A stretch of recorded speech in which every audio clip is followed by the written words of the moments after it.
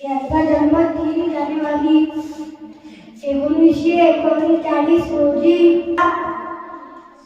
सातारा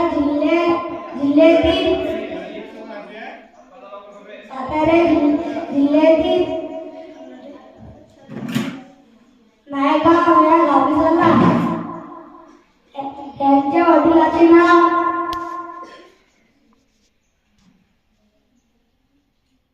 खंडोजी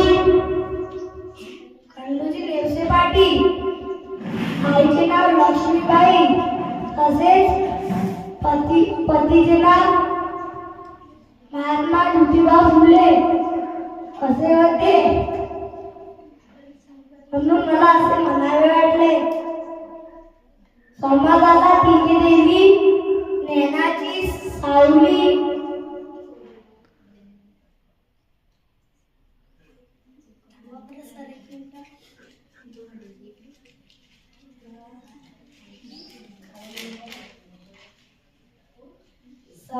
समाजाने तिने दिली ज्ञानाची सावली. त्यांना ती क्रांती ज्योती